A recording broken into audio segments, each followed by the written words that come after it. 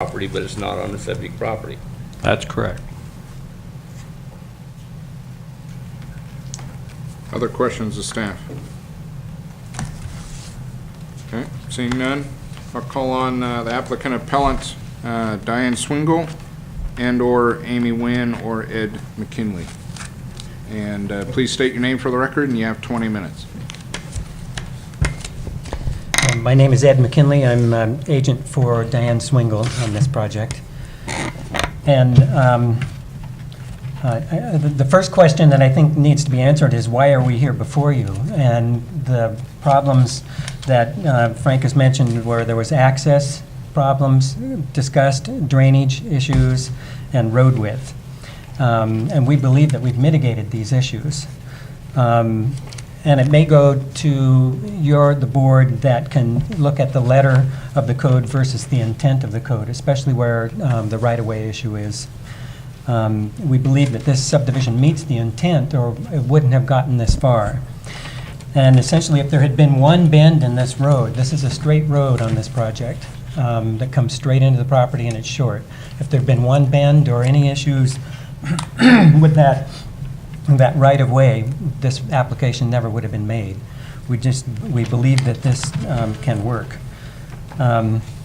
We're requesting the revised conditions from John Speaka's March 25th, 2008 memo with 2 slight modifications. And I'm assuming that you have that memo in your packet. I don't know that they do, quite candidly. What was the date again, sir? March 25th, 2008. I don't remember seeing that. See it. I did have, this seemed like it was a possibility, so I did have the staff make some copies that I could hand out right now, if that is necessary. Any of the board members have come across that letter? I don't think so. Okay, please present that letter to the clerk and I'm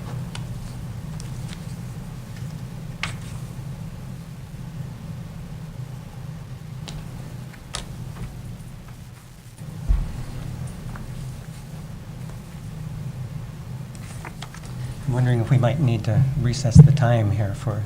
yeah, we won't count this towards your time there. And as your desk being distributed, this is a memo from a staff member that kind of updated the case for the Planning Commission, as it had been quite some time that it had been there. It talked about what the concerns were and gave a updated, if you will, conditions to that which is in the staff report, bringing them up to date to the standards that would be imposed to date. Well, typical for a subdivision, but recognizing that they only have a 20-foot access easement that they say they can provide. Okay, Mr. McKinley, we've restarted the clock for you, and we'll read this as you're making your presentation. Okay, and this essentially it's accumulating all the conditions and requests from Department of Transportation, and it added a few extra conditions. We agreed completely with all these conditions. With there's a couple of modifications that I'll request near the end. One of the big questions, I think, is why do we have no technical reports that Mr. Lynch referred to? And we've gotten to the point where we know that certain conditions are, and we know what the conditions are, and we know that there are certain improvements that can be made that can make these things work. And the reports are very expensive to go the step further. And these could be the condition. I mean, these reports would be definitely conditioned. They're already conditioned and would be necessary. We would have to show this.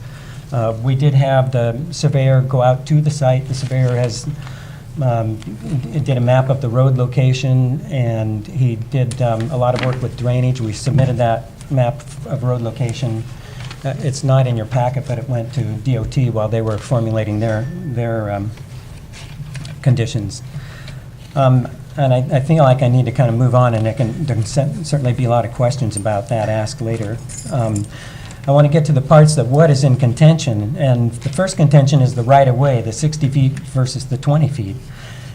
And again, because this road is straight and is, I should say, in your packet, you may have seen a drawing that looks like this. And I'll put this up on the board. And that drawing is showing that the section of 20-foot wide right-of-way is only 286 feet long. It comes off of Sherwood Road. It's at the top of that map, 286 feet down. It changes to 30 feet wide. And this project will contribute another 10 feet, so that will continue that 30-foot wide right-of-way. And again, the key item here for me and for us is that this is a straight road.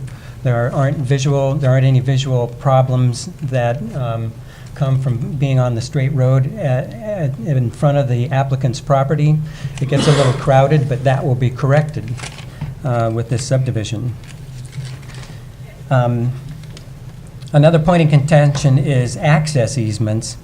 And when Light-O-Way was mapped by Union Lumber Company, they did map out these suburban residential lots, and they all had 20-foot wide rights-of-way, and they didn't sell those rights-of-way to anybody. Nobody's paying taxes on these rights-of-way.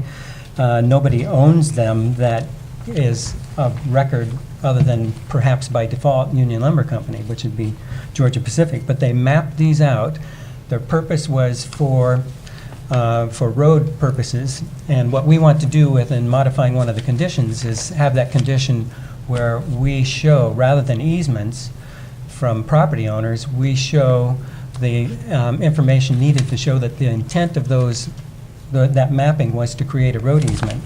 Because there's nobody we can get the easements from for this. We can't get the easements from somebody. Maybe technically it's Georgia Pacific, but there is, and that would certainly satisfy the requirement if we did that. But right now, there's no one has contested through the years this these access easements. The road was created in the 20s. It was paved by the father of the applicant in 1970. The asphalt paving that needs some work now is that paving from 1970. It's held up a long time.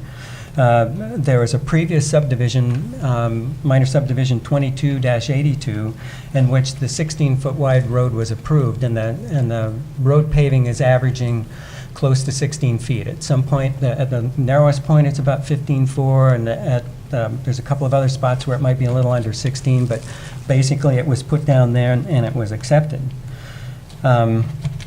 Anywhere where the road exceeds the width of the right-of-way, like at the beginning, the paving is actually wider than the right-of-way. And where it does that, there's still 20 feet. There's always 20 feet available. It's not like this is one of the subdivisions where we have to go through and create these easements, get these easements from everybody along the way back to the county road. This is one that the right-of-way exists. Drainage is in contention, but I think I would like to not spend too much time on that because this subdivision is going to reduce drainage to the street from the existing level. The drainage will be rerouted. So not only will the drainage from the road, which is pretty much the only hard surface to deal with, there are 2 houses exist, 2 more houses would be built, but with the percolation qualities of the property, it's probably no roof water is going to sheet flow farther than about 100 feet away from the houses. But this property will take sheet flow that exists right now and remove it from Light-O-Way and send it in a new direction.